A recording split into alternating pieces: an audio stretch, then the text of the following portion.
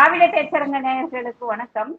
இன்று நம்மோடு பல்வேறு கருத்துக்களை பகிர்ந்துக்கிறதுக்காக திராவிட இயக்க தமிழர் பேரவையிலிருந்து காஞ்சிபுரம் மாவட்ட செயலாளர் தோழர் சாரதா தேவி அவர்கள் நம்மோடு இணைஞ்சிருக்காங்க. தோழர் வணக்கம். தோழர் வணக்கம். வணக்கம் தோழர். திராவிட பேச்சரங்கம் நேயர்களுக்கு என்னுடைய அன்பான வணக்கம். சரி தோழர், இந்த ஹேமா கமிட்டி அப்படின்னு ஒண்ணு வந்திருக்கு. மலையாள திரைப்பட துறையில நடக்கக்கூடிய பெண்களுக்கு ஏற்படக்கூடிய பாலியல் ரீதியான சீண்டல்கள் குறித்து அந்த ஹேமா கமிட்டி வந்ததும் போதும் பூதங்கலம்புற மாதிரி பிரச்சனைகள் பூதாகரமாயிருக்கு. இதுல பல முன்னணி நடிகர்கள் இதுல மாட்டிட்டு இருக்காங்க. அவங்க மேல கேஸும் ஃபைல் பண்ணியிருக்காங்க, கைதும் பண்ணியிருக்காங்க. இன்னைக்கு கூட நவீன் பாலிஷ் மேல பாலியல் ரீதியான குற்றச்சாட்டு வச்சிருக்காங்க. இது ஏன் சினிமா இண்டஸ்ட்ரியில இந்த மாதிரி நடக்குது? பெண்களுக்கு பாதுகாப்பு எந்த மாதிரியான பாதுகாப்பு கொடுக்கலாம்? இந்த மாதிரி நடக்கிறதுக்கு என்ன காரணம்? இது எப்படி தடுக்கலாம்? இந்த மாதிரி பல்வேறு கருத்துக்களை உங்ககிட்ட எதிர்பார்க்கிறேன் தோழர். சொல்லுங்க தோழர். முதல்ல அதை பத்தி நான் ஒரு குறிப்பு. இப்போ மலையாளம் சினிமா துறையில இது நடக்கக்கூடிய பாலியல் சுரண்டல்கள், பெண்கள் மீதான பாலியல் சுரண்டல் பற்றி விசாரிக்கிறதுக்காக ஹேமா அப்படிங்கிற ஒரு பெண் நீதிபதி உடைய இதுல ஒரு குழு அமைக்கிறாங்க. அந்த குழு 2019லயே அவங்களுடைய அறிக்கையை கொடுத்திருக்கிறாங்க. 2019ல இருந்து 24 ஏறக்குறைய 2 சீஃப் மினிஸ்டர் மாறி இருக்காங்க. ஆனா அந்த ரிப்போர்ட்டை வெளிவர விடல. அப்ப ஆர்டிஐல போட்டு கேட்டு இது என்னாச்சுன்னு சொல்லி பப்ளிக் அவேர்னஸ்ல கேட்டதுக்கு அப்புறம், சில சமூக ஆர்வலர்கள் கேட்டதுக்கு அப்புறமா நீதிமன்றம் அதை கட்டாயம் வெளியிடணும் அப்படின்னு சொன்னதுக்கு அப்புறம் தான் கடந்த மாதம் தான் அந்த அறிக்கை வெளிவந்திருக்கு.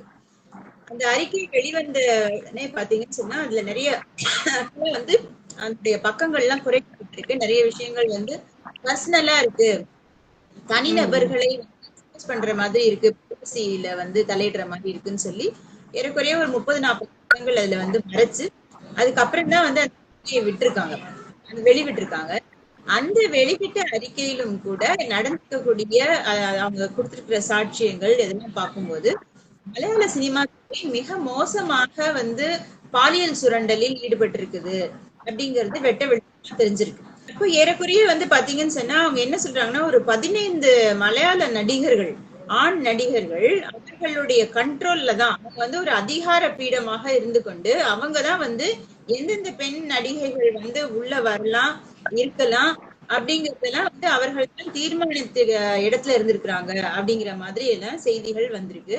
அதை ஒட்டி நிறைய பேர் மேல சார்ஜஸ் இருக்கிறதுனால அந்த மலையாளம் அம்மா அப்படிங்கிற அந்த அசோசியேஷன், அந்த கழகமே சங்கமே என்ன பண்றாங்கன்னு சொன்னா, மொத்தம் 2024 தான் தேர்வு செஞ்சிருக்காங்க. ஒரு புது அமைப்பு, ஒரு நிர்வாக குழுவை தேர்ந்தெடுத்தவங்கள மொத்தமா கலைக்கிறாங்க. மொத்தமா கலைக்கிறதுல மோகன்லால் உள்பட பல மலையாள நடிகர்கள் அவர்கள் பதவியை ராஜினாமா செஞ்சுட்டு எல்லாருமே இப்ப போயிருக்காங்க. எல்லாருமே ஆல்மோஸ்ட் எல்லாருமே சார்ஜஸ் இருக்கு. நீங்க சொன்ன மாதிரி இந்த அப்படிங்கிற பேர் மேல இப்ப சார்ஜஸ் இருக்கு அப்படிங்கிறது தெரியுது.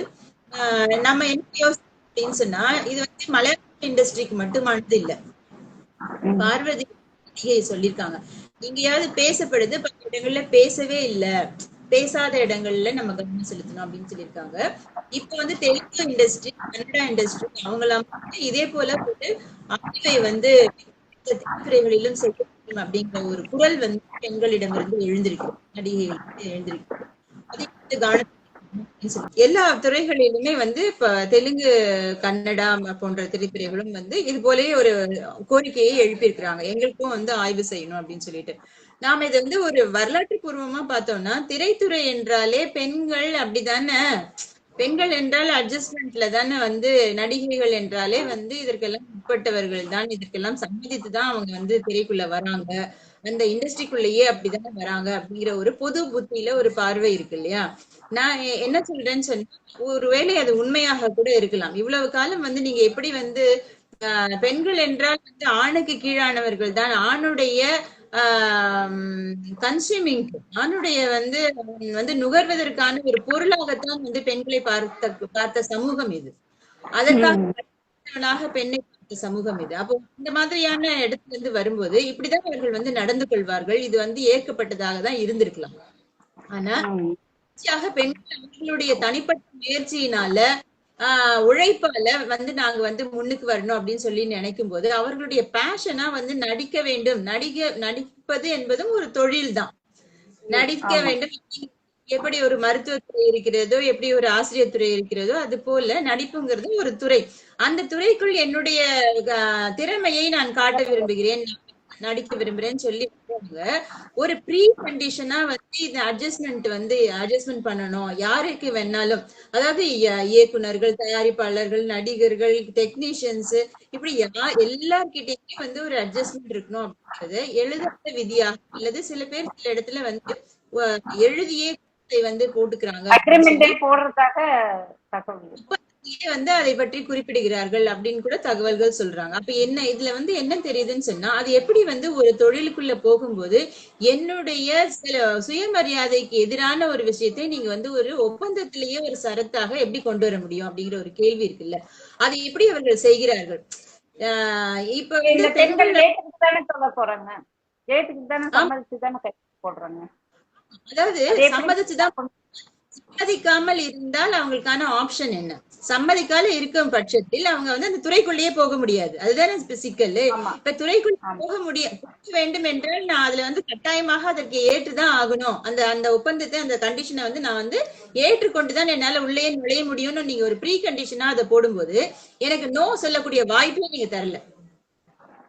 எனக்கு இதுல விருப்பம் இல்லைன்னு சொல்லக்கூடிய வாய்ப்பையே அங்க வந்து மறுக்கப்படுது இல்லையா? அது வந்து கட்டாயமாக வந்து பேசப்பட வேண்டியது. அல்லது இதை அப்படியே மீண்டும் மறுப்பு சொல்லிட்டாக்க அந்த கதாநாயகிகளோ அல்லது துணை நடிகைகளோ நடிக்கும் போது அந்த டைரக்டர்கள் வந்து இல்ல ரீடேக் அவங்க நல்லாவே நடிச்சாலும் இன்னும் மீண்டும் நடிக்கணும்னு சொல்லிட்டு அவங்கள வந்து வெயில்ல நிக்க வச்சு கொடுமைப்படுத்துறது, இந்த மாதிரி ஒரு நாள் முழுசும் கஷ்டப்படுத்துறது, இந்த மாதிரி முடியாதுன்னு சொல்ற அவங்க வந்து சரின்னு சொல்ற வரைக்கும் அவங்கள வந்து 2 நாள் கழிச்சு அந்த பொண்ணு வந்து அவர் உடனே ஒரே டேக்ல ஓகே பண்ணிடுவாருங்க.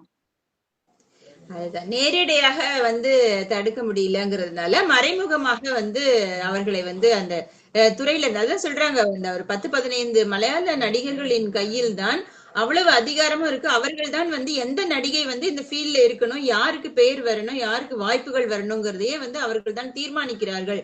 அப்ப எந்த அளவுக்கு அங்க கரப்ஷன் இருக்கு பாருங்க. அந்த அளவுக்கு வந்து பெண்களை வந்து அவர்கள் வந்து பயன்படுத்தி கொண்டிருந்திருக்கிறாங்க, இவ்வளவு நாளா வந்து பயன்படுத்திட்டு இருந்திருக்கிறாங்க அப்படிங்கிறது.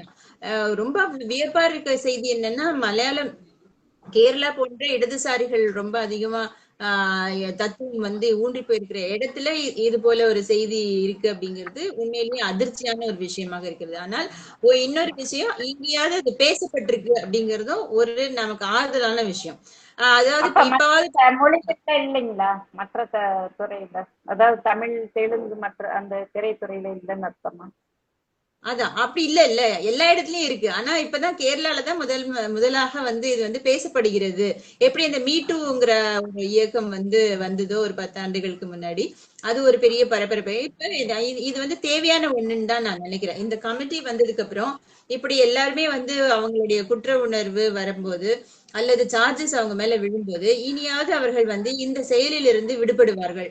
இது போன்ற ஒரு சுரண்டல், பாலியல் சுரண்டலில் இருந்து அவர்கள் வந்து வெளிவர வேண்டும். பெண்களை சமமாக இப்ப பெண் இயக்குனர்கள் இருக்காங்க, பெண் தயாரிப்பாளர்கள் அதிகப்படியாக வருகிறார்கள். அவங்க அப்படியெல்லாம் ஒரு ப்ரீ கண்டிஷனை போட்டா என்ன ஆகும்? கண்டிஷன் போடுறது இல்ல. அப்ப இந்த மாதிரி ப்ரீ கண்டிஷன் போடாமலே இயக்க முடியும். வந்து ஒரு துறைக்குள்ள போகிறோம், எந்த ஒரு ஆண்களும் இப்படி ஒரு குற்றச்சாட்டு வச்சதே இல்லைங்களே. எந்த ஒரு ஆண்களும் குற்றச்சாட்டு வைக்கிறது இல்லையா? ஒரே நிமிஷத்துல இல்ல, அதனால உட்காரவே முடியல. அப்போ அந்த மாதிரி நாம வந்து இதை வந்து பார்க்க வேண்டியிருக்கு. அப்ப பெண்கள் தொடர்ச்சியாக வந்து நம்மளுடைய எல்லா போராட்டங்களுமே வந்து நம்முடைய பாதிக்கப்பட்டவர்கள் அவர்களாக எழுந்து வந்து இதை கேட்கும் போதுதான் வந்து ஸ்ட்ராங் ஆகும் அப்படிங்கிற மாதிரி பெண்கள் அதிகப்படியாக இதை வந்து கேட்க இந்த மாதிரியான குற்றச்சாட்டுகளில் இருந்து அல்லது குற்றம் செய்வதிலிருந்து ஆண்கள் வந்து தங்களை வந்து விலக்கிக் கொள்வார்கள். ஒரு நோ அப்படின்னு சொல்லிட்டா நோ தான். ஆனா நோ வாய்ப்பையே கொடுக்காத ஒரு துறையாக திரைத்துறை இருக்கிறது அப்படிங்கிறது தான் நமக்கு தெரியுது. எனக்கு அதுல விருப்பம் இல்ல, உனக்கு விருப்பம் இருக்கா, விருப்பம் இல்லையே, எனக்கு அதுல விருப்பம் இல்ல, நான் அப்படி போக விரும்பல அப்படின்னு சொல்றதுக்கான ஒரு இடம் வேணும்ல. அதை ப்ரீ கண்டிஷனா போது அதுக்கான வாய்ப்பே வந்து பெண்களுக்கு மறுக்கப்பட்டிருக்கிறது அப்படிங்கிறது வந்து மிக மோசமான ஒரு செய்தி. இதை வந்து ஒரு 5 ஆண்டு காலமாக மறைச்சு வச்சு இப்பதான் அதை வந்து வெளிவிட்டு இருக்கிறாங்க. வெளிவிட்ட சீக்கிரத்துல ஒரு ஸ்பெஷல் இன்வெஸ்டிகேஷன் டீம் ஒண்ணு போட்டிருக்கிறதா கேரள அரசு கோர்ட்டுக்கு போய் தான் வெளியிட வேண்டியது இருக்கு. இது இன்னும் எவ்வளவு கொடுமை பாத்தீங்களா? அப்போ உங்களுக்கு தெரிஞ்சிருக்கு வெளியே வந்தா பெரிய பெரிய முதலைகள் எல்லாம் சிக்குவாங்கன்னு. அதனால வெளியிடதான் வந்திருக்காது. கோர்ட் தலையிடல்னா வெளிவந்திருக்காது. கோர்ட் தலையிட்டதுனால்தான் அது வெளியே வந்திருக்கு. இப்பொழுது அது வந்து தொடர்ச்சியாக அதுக்காக ஒரு ஆய்வுக்குழுவை போட்டிருக்கிறதாக சொல்றாங்க. இந்த ஹேமா அப்படிங்கிறவங்களோட அந்த பழம்பெரும் நடிகையான சாரதா அப்படிங்கிற அந்த நடிகையும் இன்னொருத்தரும் கூட அதுல வந்து அந்த கமிட்டில இருந்திருக்காங்க அப்படின்னு சொல்றாங்க. ஒரு நல்ல விஷயம் அது. இவங்க வந்து அதை வந்து வெளியே கொண்டு வந்தது வந்து மிகவும் நல்ல விஷயம்தான். ஸ்பெஷல் இன்வெஸ்டிகேஷன் டீம்லயும் வந்து ஒரு 5 ஐபிஎஸ் விமன் ஐபிஎஸ் ஆபீசர்ஸ் போட்டிருக்கிறாங்க. அவங்க வந்து தொடர்ச்சியாக இதை பத்தி வந்து இனிமே வந்து ஆய்வு செய்து கொடுப்பாங்க அப்படின்னு சொல்றாங்க. தொடர்ச்சியா பல்வேறு திரைத்துறைகளிலும் இந்த மாதிரியான நடவடிக்கைகள் வர வேண்டும். பெண்களுக்கு வந்து அவங்க விரும்பிய தொழிலை, விரும்பிய ஒரு கலையையோ, ஒரு பேஷன், அவங்களுடைய ஆர்வத்தை, அவங்களுடைய சாய்ஸ் வந்து அவங்க எடுக்கிறதுக்கு இது போன்ற பாலியல் சுரண்டலுக்கு ஒரு தடையாக அல்லது வந்து அவர்களுடைய சுயமரியாதைக்கு இழுக்கான விஷயங்களை வந்து யாருமே செய்யக்கூடாது அப்படிங்கிறதுதான் நம்மளுடைய நிலைப்பாடு. யோசிக்கிறோம். இதுக்கு தீர்வா என்னன்னு செய்ய முடியும்? தீர்வா என்ன பண்ணணும்? இது வந்து என்னன்னா ஆண் டாமினேட்டட் மேல் டாமினேட்டடான ஒரு சமூகமாக இருக்கிறது. அப்ப வந்து என்ன செய்யறது? ஒண்ணு வந்து பெண்கள் எல்லா துறைகளையும் ஒரு 50% நாம இருக்கிறோம். அப்ப 50% நம்மளுடைய பங்களிப்புக்காக நாம போய் அங்க போராடணும், நம்ம சண்டை போடணும், நாம உள்ள போகணும். அப்பதான் வந்து ஆண்களுடைய கொட்டத்தை அடக்க முடியும் இல்லைங்களா? ஆண்கள் இந்த மாதிரியான செய்வைகளே ஒண்ணு. இன்னொன்னு, ஆண்கள் குற்ற உணர்வு கொள்ள வேண்டும் அல்லது அவர்கள் வந்து அவங்களுடைய ரியலைசேஷனுக்கு வரணும். இது வந்து நம்ம செய்வது தவறானது. ஒரு சுரண்டல் இல்லையா இது? ஒரு பெரிய சுரண்டல் இது. அந்த பாலியல் சுரண்டலுக்குள்ள நாம வந்து போகக்கூடாது அப்படின்னா ஒண்ணு தானே தெரிந்து இல்லைன்னா நம்ம திருத்துவோம், அவ்வளவுதான். சட்டங்கள் கடுமையை இந்த அட்ஜஸ்ட்மெண்ட் அக்ரிமெண்ட் இருக்கு இல்லைங்களா? அந்த அக்ரிமெண்ட்டை போடுறது சட்டப்படி குற்றம்னு கொண்டுட்டு வரலாம் இல்லைங்களா? அப்படி அக்ரிமெண்ட் போட்டா கைது நடவடிக்கை இந்த மாதிரி எல்லாம் எடுக்கலாமே. இப்ப பெரும்பாலும் எனக்கு தெரிஞ்ச அக்ரிமெண்ட்டுக்குள்ள போட மாட்டாங்கன்னு நினைக்கிறேன். போடாம அதாவது ஓரலா அது ஒரு அண்டர்ஸ்டாண்டிங்ல போயிடும். ஓரல் அக்ரிமெண்ட் அது ஒரு அண்டர்ஸ்டாண்டிங்ல இப்படிதான் அப்படின்னு சொல்லிட்டு நிறைய பேர் இப்ப அந்த மாதிரி வெளியே சொல்லிட்டு இருக்கிறாங்களே. என்ன கூட அட்ஜஸ்ட்மெண்ட் கேட்டாங்க. நிறைய நடிகைகள், ரொம்ப பாப்புலரான நடிகைகள்லாம் வந்து சொல்லிட்டு இருக்கிறதா நம்ம பாக்குறோம்.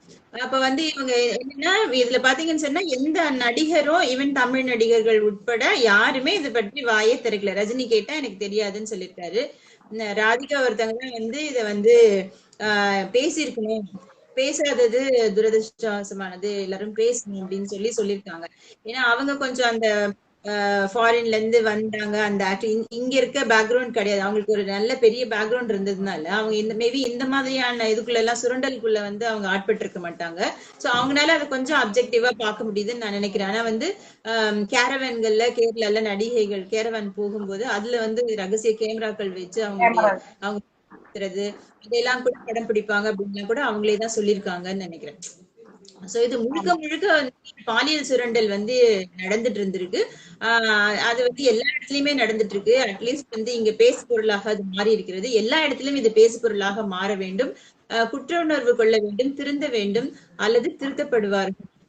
இந்த சமூகம் வந்து மாற ஓரல் அக்ரிமெண்ட் தான் போது அப்ப இதுக்கு வந்து தண்டனையே இல்லாத மாதிரி தானே இருக்கு.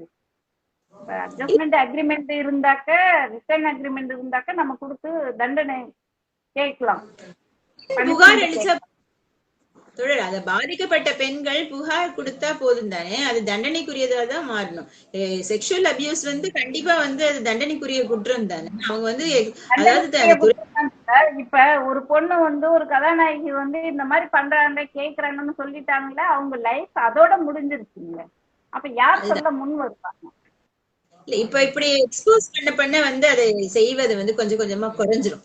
எப்ப வந்து நிறைய வந்து அவர்கள் அம்பலப்பட்டு போகிறார்களோ சமூகத்துல அவங்க வந்து தலை நிமிர்ந்து நடக்க முடியாது இல்ல. இப்ப பெண்ணியலாளர்கள் சும்மா விடுவோமா?